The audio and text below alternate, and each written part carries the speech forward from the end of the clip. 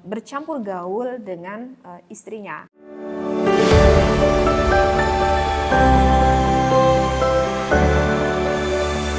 Bismillahirrahmanirrahim. Assalamualaikum warahmatullahi wabarakatuh. Para jamaah fikih nikah rahimakumullah, tentu bersama Teteh Iim selalu ya setiap harinya di channel fikih nikah ini yang membahas yang berhubungan seputar pertikahan tentunya.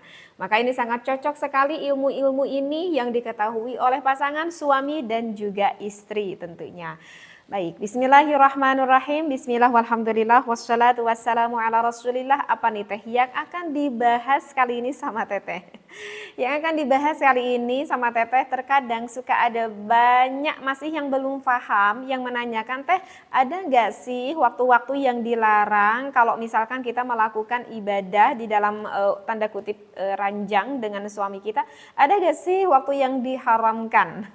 Maka insya Allah Teteh kali ini pengen membahas itu, waktu yang diharamkan, bahkan waktu yang dimakruhkan ataupun yang disunnahkan. Ada. Semuanya itu diatur di dalam agama Islam. Apapun itu diatur sekali lagi di dalam agama Islam.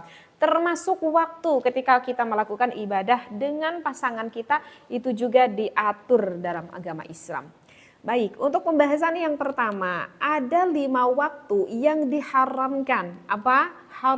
Haram loh kalau kita melakukan ibadah ini meskipun dengan suami kita di 5 waktu ini. No, gak boleh. Berarti apa hukumnya? Dosa kalau kita melakukan di 5 waktu ini.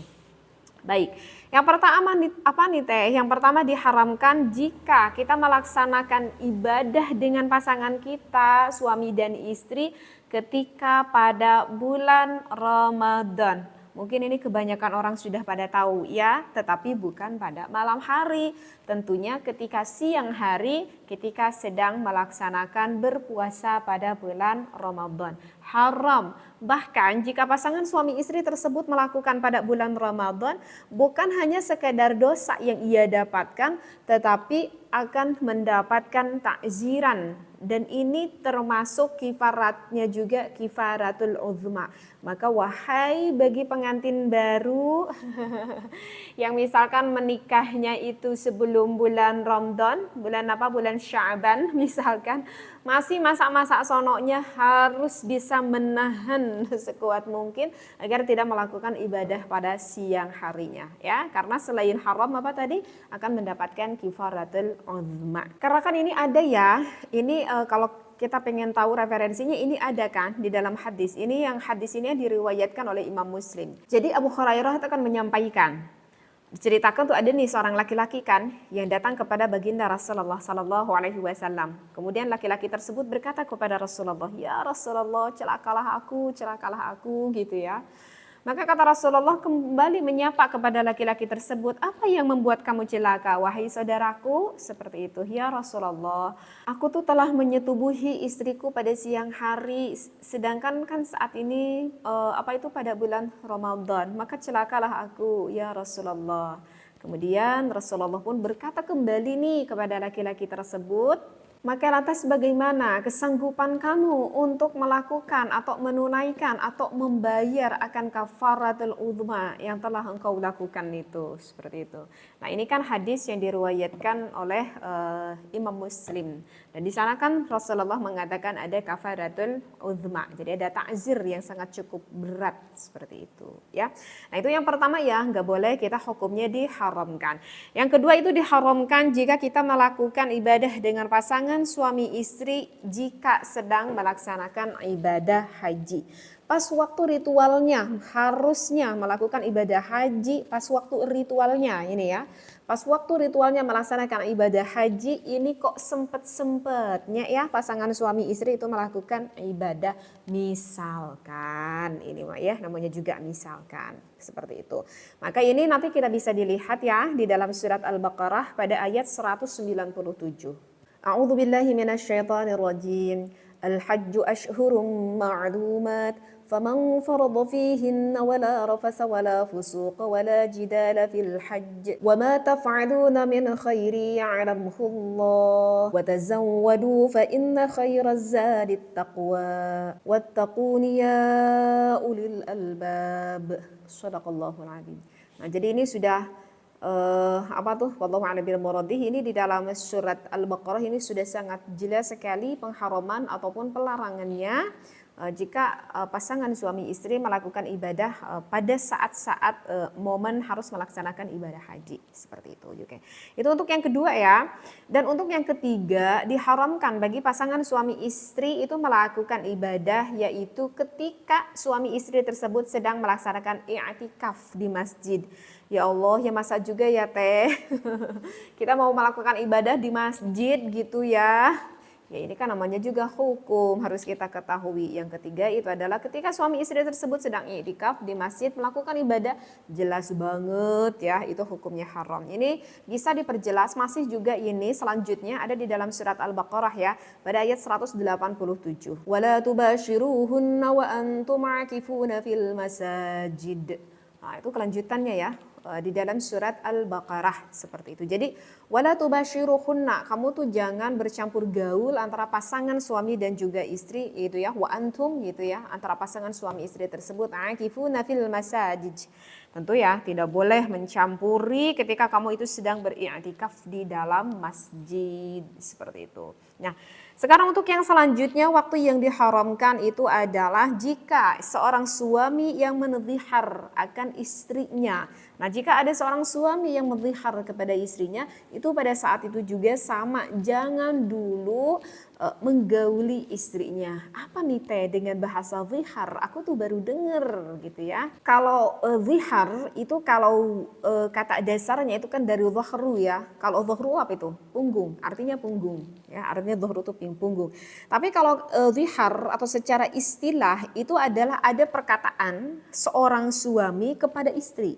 Jadi ada ucapan yang diucapkan oleh suaminya kepada istrinya dikeluarkan, tetapi yang bermakna seolah-olah misalkan gini, kamu tuh bagiku seperti punggung ibuku, atau misalkan ya perkataan yang lain yang sepadan lah seperti itu. Jadi menganggap kepada istrinya tuh seperti ibunya ataupun seperti saudara kandungnya ataupun seperti saudara sama haramnya seperti itu ya, meskipun tidak dengan kata seperti ini. Jadi kalau ada suami yang berkata seperti itu termasuk kepada hukum zihar. Jadi ada masa waktu tertentu dia itu tidak boleh melakukan bercampur gaul dengan istrinya. Tetapi kalau untuk hukum mengzihar ini kayaknya harus ada pembahasan khusus ya gitu. Karena kalau misalkan teteh sekarang bahas sekarang ini kayaknya nanti akan terlalu semakin melebar pembahasannya atau semakin panjang. Insya Allah lain waktu kita bahas tentang zihar ini. Tapi kalau misalkan pengen tahu ayat Al-Qurannya, referensinya itu ada ya di dalam surat Al-Mujadalah pada ayat kedua dan juga pada ayat yang ketiga seperti itu. Ya insya Allah lain waktu kita bahas. Nah sekarang untuk yang terakhir nih, yang kelima, waktu yang diharamkan itu tentu jika seorang istri sedang berada di dalam keadaan haid dan juga sedang berada di dalam keadaan nifas. Mungkin kalau untuk ini sepertinya semua orang udah pada tahu kayaknya ya. Ini sudah jelas banget kan ada di dalam surat Al-Baqarah pada ayat 222 ya. A'udzubillahi minasyaitonirrajim wa yas'alunaka 'anil mahid qul huwa adhan fa'tazilun nisaa fil mahid wa la taqrabuhunna hatta yatahurna fa idza tatahharna fatuhunna min haitsu amarakumullah innallaha yuhibbut tawwabin wa yuhibbul mutatahhirin. Shadaqallahul adzim. Wallahu a'lam bil muradih ya. Intinya lah artinya gitu deh, pokoknya diharamin kalau istri lagi haid, lagi nifas gak boleh digauli oleh suaminya seperti itu. Nah itu ya, jadi ya para sahabat fikih nikah, ada 5 waktu yang diharamkan seorang suami itu tidak boleh menggauli istrinya di waktu yang 5 haram tersebut, maka sabarlah. Nah sekarang tadi teh katakan ada ya waktu yang dimakruhkan, ada. Memang ada beberapa waktu yang diharamkan, lebih baik jangan dulu menggauli istri kita. Tetapi bukan berarti dilarang ya, tidak ada kata larangan. Kan makruh itu kita tahu kan, makruh itu kalau kita lakukan ya tidak kok mendapatkan sesuatu hal itu berubah menjadi dosa atau tidak dilarang juga. Tetapi kalau misalkan kita melakukan hal itu, maka hal itu agak kurang disenangi gitu, ataupun hal itu sesuatu hal yang agak dibenci sama Allah. Jadi kalau lebih baik ya jangan dulu, tapi kalau mau dengan alasan tertentu ya tidak apa-apa juga. Itu artinya makruh ya. Nah, oke. Sekarang apa aja nih Teh waktu-waktu yang dimakruhkan? Ada agak banyak sih ya. Ini Teteh baca aja ya di dalam referensinya. Mohon maaf ya jika dari tadi Teteh tidak baca referensi kitabnya. Yang penting kita paham deh isinya gitu ya. Yang pertama, makruh kalau misalkan kita melakukan ibadah pada malam Rabu. Ini ada di dalam salah satu referensi kitab. Tetapi kalau di dalam kitab Fathul Izar justru yang dimakruhkan itu adalah malam Sabtu dan malam Minggu. Tetapi kalau di kitab ini bukan malam Sabtu atau malam Minggu, tetapi malam Rabu. Ya namanya juga kan pendapat ya gitu. Nah ini kalau dalam kitab ini tuh malam Rabu. Kemudian makruh kalau kita melakukan ibadahnya itu ketika terbit fajar sampai matahari itu terbit. Jadi kalau misalkan udah subuh yang udah mau menjelang ke waktu terbit fajar seperti itu ya. Tetapi bukan udah subuh sih ketika mau mulai terbit fajar ya, ketika mulai mau terbit fajarnya, bukan subuhnya. Kalau subuh kan belum langsung terbit fajar. Ya, berarti udah habis waktu subuh ya, udah habis waktu subuh sampai mau ke terbit fajar, sampai mataharinya terbit. Nah, itu waktunya makruh. Kemudian yang ketiga, makruh kalau kita melakukannya pada awal malam. Jadi malam-malam yang awal gitu ya. Berarti awal malam maghrib ya. Ya habis nanggung ya. Kalau maghrib habis nanggung sih, kan sebentar lagi mau isya.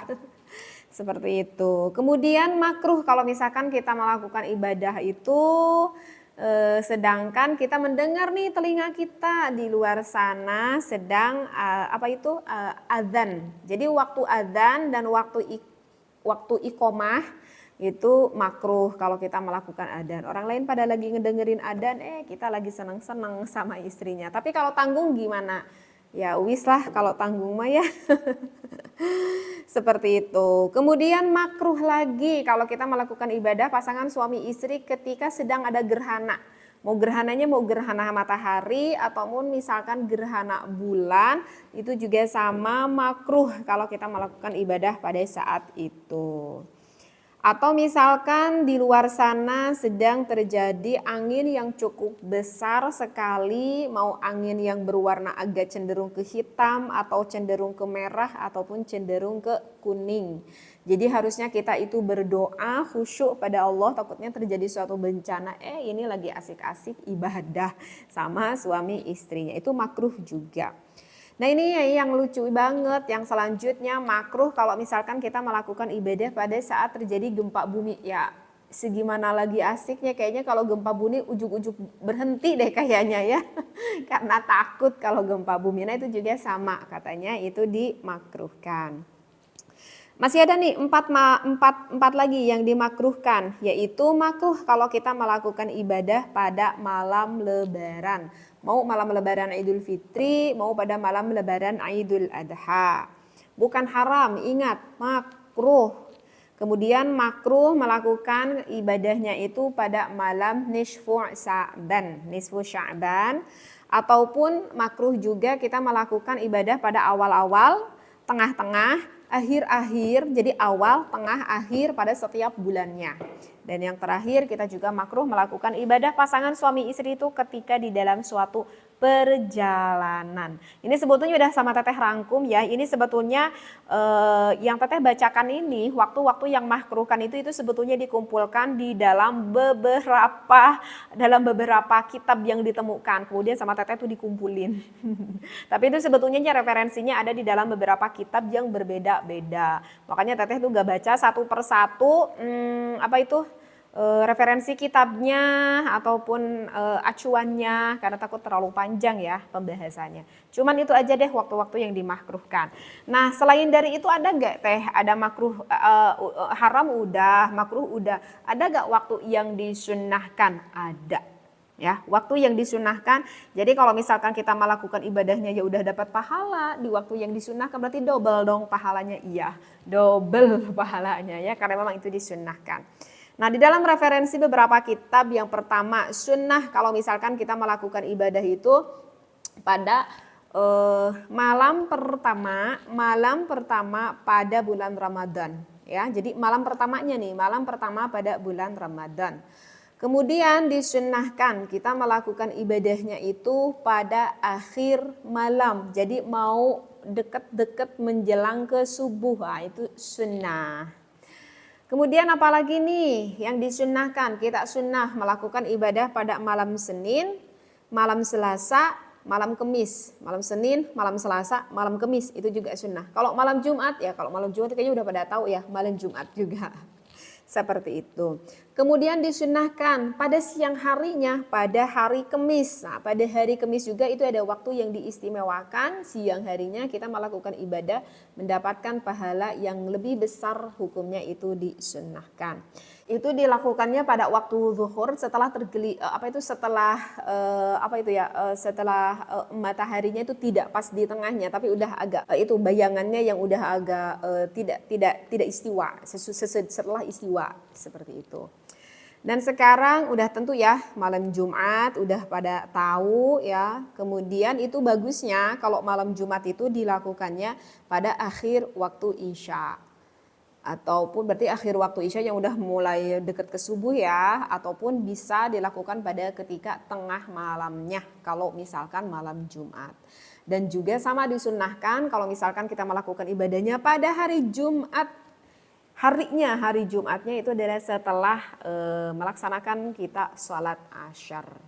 Nah, itu adalah waktu-waktu yang disunnahkan jika pasangan suami istri melakukan ibadah. Aduh, kayaknya banyak banget ya yang bisa kita dapat.